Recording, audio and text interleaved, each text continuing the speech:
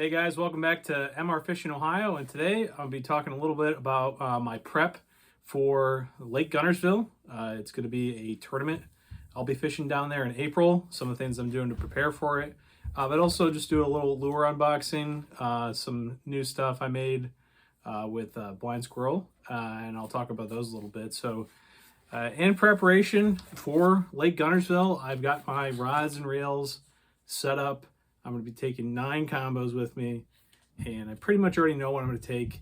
It's one of those things where, because I can't pre-fish it till I get down there, I'm going to be taking like a little bit of everything that I like to throw based on what kind of time of year I think it's going to, like what kind of situation the bass are going to be in when I get down there, whether that be pre-spawn, spawn, or post-spawn. I'm going to have enough stuff to where I can adapt to any of those scenarios. So for example, one of the combos that I'll take down is this one right here. If it is a pre-spawn bite, chances are I'm going to be throwing a lipless crankbait quite a bit. I have a Witch Doctor 7-foot medium heavy. This is it's called Pandemic. It's kind of a custom rod, and it's what I like to throw a lot when I'm throwing a lipless crankbait. And I have on a 6-gear ratio reel from Ardent. And then I really like the Cotton Cordell Super Spot. It's like one of the cheapest lipless crankbaits out there, but it's got me a lot of fish over the years. And I like the colors.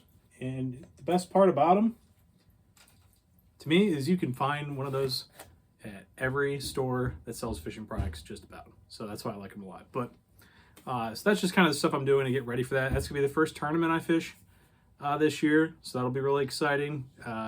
It's through Native, kind of like the one I did in Tennessee last year. But I'll do the lure unboxing real quick because I think some of this stuff is gonna play, and I did order items based on kind of what I'll be throwing when I'm up there. So, or down there, I should say. So first up, I've got a slightly altered spinnerbait.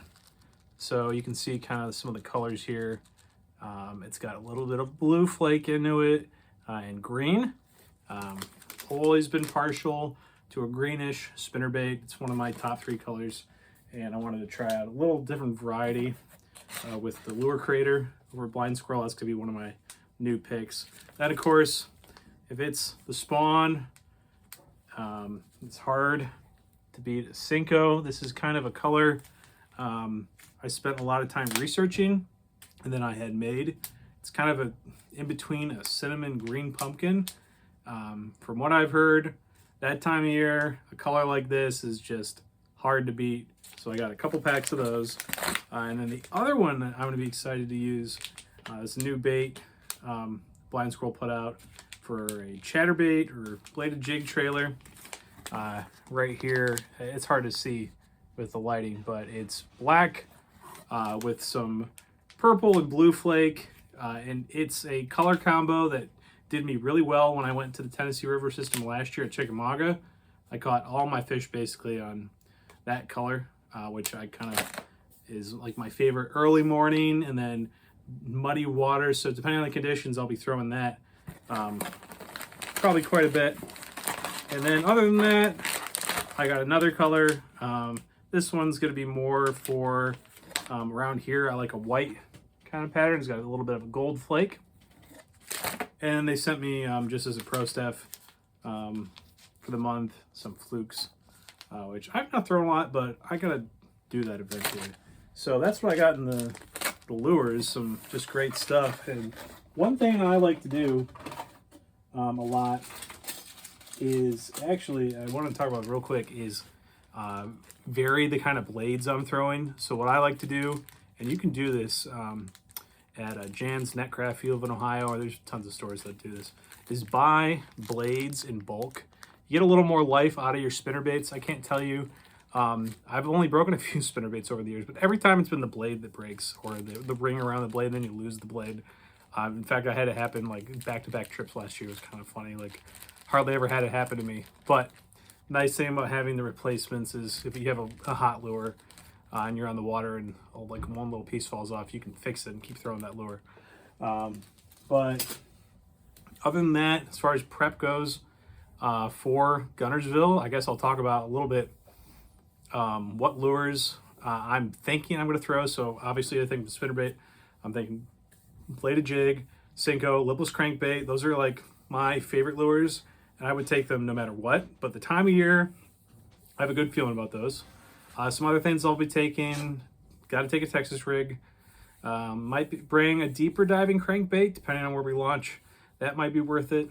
And then I'm going to take some kind of big swim bait and some other kind of top water, because if it's the season's a little farther on than I'm thinking, that might come into play. But if it's earlier on, I just won't bring it up. So those are some of the preliminary things I'm doing. I'm going down with a couple of my fellow anglers from Tackle.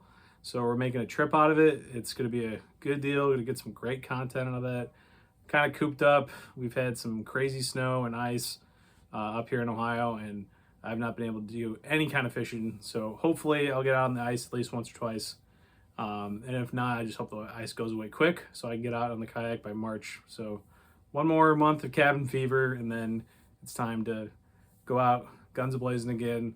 Hopefully do well in AOI, and then we'll see what happens for some of the other stuff this year. But really excited to get the year going, and just want to let you guys know I do have a giveaway I'll be doing soon. Probably do a live coming up this weekend, and then also I'm going to start being on a podcast with a fellow kayak YouTuber from Tennessee, Jet's Fishing Adventures. You may have seen his channel if you've seen mine. He's based kind of like in the, like I said, Tennessee area, but he does tournaments all around kind of the southeast. He's had some pretty good success over the last couple of years, so we're going to talk about some different fishing topics. I was able to meet him when I was in Tennessee down last year. His channel was what I found when I was doing research on the lake, and I really liked his videos. We have similar channel sizes, so it's going to be cool to sit down and talk, especially with somebody from a different part of the country. But he does like to throw a lot of stuff I do, so we got a lot of common ground despite being 10 hours apart and entirely different climate. But so that's going to be coming soon, probably next week. So be on the lookout for that. I'll make a post about that at some point. You'll see it up on here. There's my other socials. So thanks for tuning in. Just want to do a quick kind of update, talk about some of the new lures I'm going to be throwing, and then give some updates for 2026. Thanks for sticking around, and I'll see you in the next one.